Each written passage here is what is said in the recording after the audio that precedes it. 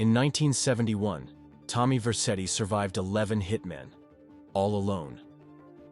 In 2004, CJ took down a rival gang with nothing but a rusty pistol. And Michael? He pulled off a bank heist in broad daylight without breaking a sweat. But only of them died doing it. But then there's Claude from GTA 3. This man literally dismantled an entire crime family without uttering a single syllable. And honestly, that's the most terrifying thing I've ever witnessed in gaming. Let's set the scene for a second. Liberty City, 2001. The Leone family has been running things for decades. They've got connections, they've got muscle, they've got respect on the streets. These aren't some small-time dealers we're talking about. This is old-school organized crime with deep roots and serious power. Then Claude shows up. Fresh off a betrayal that would break most people, this man just starts working. No dramatic speeches about revenge, no monologues about justice. He just picks up jobs and gets to work like he's grinding in an RPG. Except people actually die. The scariest part? Nobody sees it coming. Salvatore Leone thinks he's got this useful little soldier who follows orders. Meanwhile, Claude is literally playing 4D chess, taking contracts that systematically weaken everything the family has built. He's out here doing hits on their rivals while simultaneously setting up their downfall. Think about how insane this actually is. The Leone family survived Prohibition, turf wars, federal investigations, basically everything you could throw at organized crime. But one silent dude with zero dialogue options comes through and just ends them. Not through some elaborate master plan or dramatic confrontation, just pure methodical work. What makes Claude different from every other revenge story is the complete absence of emotion. Most protagonists would be screaming about betrayal, making threats, showing some kind of human reaction. Claude, this man treats destroying a crime dynasty like it's his day job. Clock in, eliminate some threats, clock out. Absolutely unhinged behavior. The genius of Rockstar making him silent isn't just about player projection. It creates this void where his personality should be, and your brain fills it with something genuinely unsettling. When someone doesn't react to extreme violence or betrayal, that's when you know they're operating on a completely different level. By the time Salvatore realizes what's happening, it's already over. The family's enemies are stronger, their operations are compromised, and their most trusted soldier was actually their biggest threat. Claude didn't need to announce his intentions or make grand declarations. He just quietly became the most dangerous person in Liberty City. The Leone family's downfall isn't some explosive movie climax. It's death by 1,000 cuts, each one delivered by someone they trusted. That's legitimately more terrifying than any villain speech or dramatic revelation.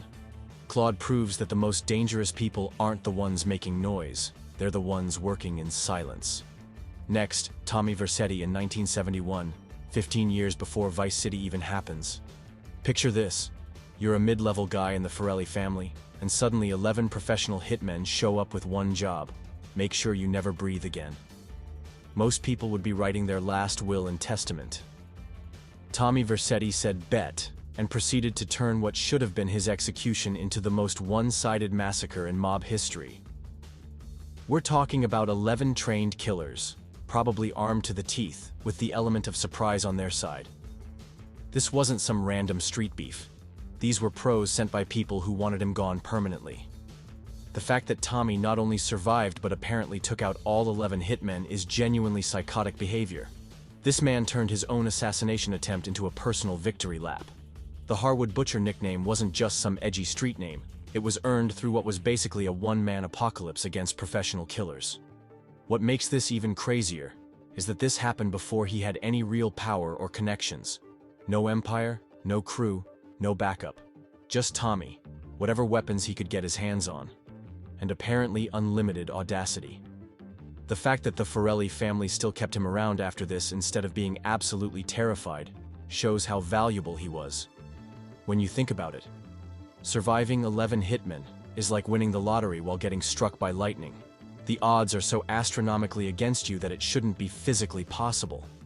But Tommy didn't just survive. He thrived enough that 15 years later, people were still talking about the Harwood Butcher with genuine fear. Now let's talk about Carl Johnson, and probably the most impossible task in GTA history: bringing Grove Street back from the dead. When CJ rolls back into Los Santos, Grove Street isn't just struggling. They're finished. Done. Completely wiped off the map. We're talking about a gang that went from controlling entire neighborhoods to having like 3 active members hiding in one house. Their leader is strung out on drugs, their territory is completely taken over, and everyone thinks they're extinct. Most people would take one look at this situation and catch the next flight out of town. CJ said, "Nah, we're rebuilding this whole thing from scratch," and actually pulled it off. This man took a dead gang and turned them back into the most powerful crew in Los Santos. That's not just impressive, that's straight up miraculous. Think about what this actually required. CJ had to reunite fractured relationships, rebuild street credibility from absolutely nothing, take back territory block by block, and somehow convince people that Grove Street was worth following again. All while dealing with corrupt cops, rival gangs, and internal betrayals. The psychological warfare alone is insane. You've got to make your enemies believe that a gang they thought was extinct is suddenly a legitimate threat again. You've got to convince potential recruits to bet their lives on a comeback story that seems impossible. And you've got to do all this while your own brother is actively working against you. By the end of San Andreas, Grove Street isn't just back. They're stronger than they ever were. CJ didn't just revive a dead gang. He evolved them into something completely different. That's not just leadership. That's literally raising the dead and making it better than it was before. Next, Nico. Nico Bellic spent years hunting down the people who betrayed his unit in the war. And unlike most revenge stories that end with the protagonist dead or empty, this man actually completed his mission and lived to tell about it. Think about how many variables had to align for this to work. Nico had to track down people who'd been hiding for over a decade, navigate an entirely foreign country, and somehow gain enough power to actually threaten people who had serious connections. Most revenge quests end with you getting clapped by security or realizing your target is untouchable. But Nico? This man systematically worked his way up Liberty City's food chain until he had enough influence to reach the people who destroyed his life. He didn't just get lucky or stumble into revenge. He strategically positioned himself to make it happen. That takes a level of patience and planning that most people just don't have. The crazy part is that Nico's revenge wasn't some spur-of-the-moment thing. He spent years preparing for this, moving to a completely different continent, learning how the American underworld works, and building the connections he needed. That's dedication that borders on obsession, and somehow it actually paid off. Now let's talk about Michael, and honestly, one of the most underrated criminal minds in gaming. This man planned and executed multiple complex heists, including the Union Depository job, and somehow managed to keep his crew alive through operations that should have been suicide missions. The Union Depository heist alone is probably the most ambitious criminal operation ever attempted in the GTA universe. We're talking about hitting one of the most secure facilities in the country, with multiple escape routes, coordinated timing, and somehow getting out with enough gold to retire permanently. What makes Michael special isn't just that he can plan these jobs, it's that he understands every single moving piece. Security patterns, police response times, crew psychology, equipment logistics, backup plans for the backup plans. This man runs heists like he's conducting a symphony, and somehow everyone hits their notes perfectly.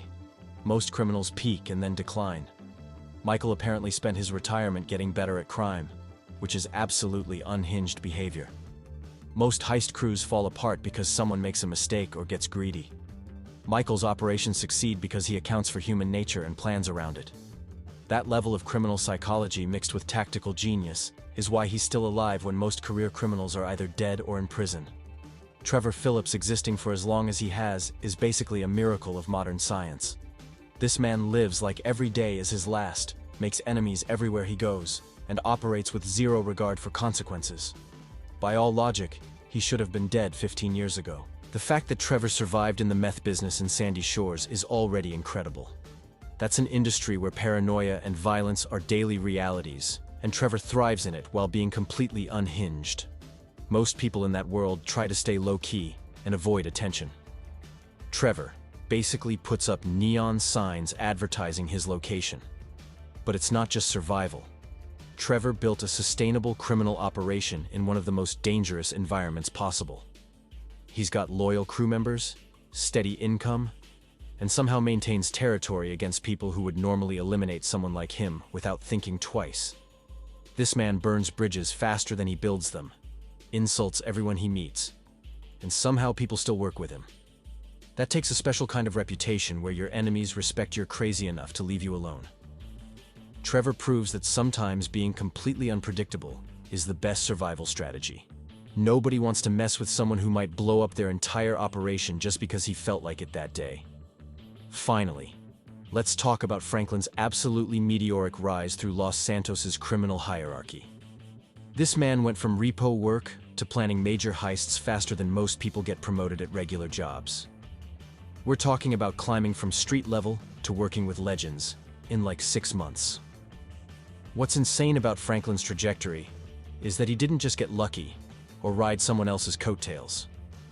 This man consistently proved himself capable of handling bigger and bigger responsibilities until people like Michael and Lester trusted him with their lives and fortunes. Franklin's rise is even more impressive when you consider how many people are trying to make it in Los Santos crime. The competition is brutal, mistakes are fatal, and most people plateau at their first level of success. Franklin just kept leveling up like he was speedrunning a criminal career. The fact that someone his age could earn the respect of seasoned criminals like Michael and Trevor shows incredible natural ability. These aren't people who trust easily, but Franklin demonstrated the kind of competence and reliability that made them want him on their team. By the end of GTA 5, Franklin isn't just successful, he's positioned to potentially become the next generation's criminal legend. That kind of trajectory from nothing to everything in such a short time is basically unprecedented. What's wild about these modern protagonists is how they each mastered completely different aspects of criminal success. Nico perfected patience and revenge, Michael became the ultimate planner, Trevor achieved impossible survival, and Franklin set the speed record for criminal advancement. Which of these feats do you think is the most impressive? Let me know in the comments, and if you're enjoying these deep dives into what makes GTA Protagonists legendary, make sure you hit that subscribe button for more content like this.